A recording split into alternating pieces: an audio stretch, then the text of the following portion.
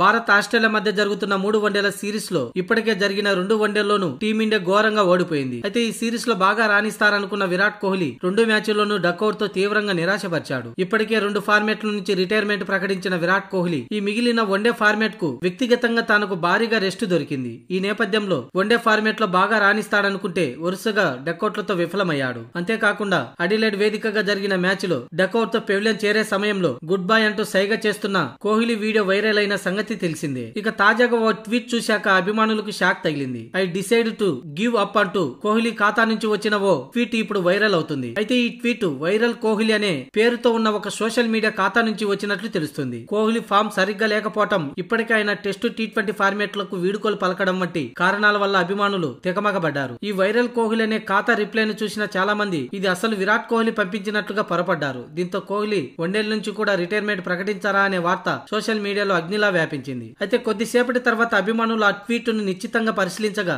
అది కోహ్లీ పంపింది కాదని నకిలీ ఖాతా నుంచి ఆ ట్వీట్ వచ్చినట్లుగా విషయం తెలిసిన వెంటనే అభిమానులు ఊపిరి పీల్చుకున్నారు. మొత్తానికి విరాట్ కోహ్లీ రిటైర్మెంట్ గురించి వస్తున్న వార్తల్లో నిజం లేదని, ఫ్యాన్స్ ను భయపెట్టేందుకు కేవలం సోషల్ మీడియాలో జరిగిన ఒక పొరపాటు మాత్రమేనని తేలింది. కాగా కింగ్ కోహ్లీ 2027 ప్రపంచ కప్ ఆడాలని లక్ష్యంగా పెట్టుకున్నట్లు గతంలో ప్రకటించిన సంగతి తెలిసిందే. దీంతో సిడ్నీ వేదికగా జరిగే 3వ వన్డేలో తప్పక రాణిస్తాడనే ఆశాభావంతో ఫ్యాన్స్ ఎదురు చూస్తున్నారు.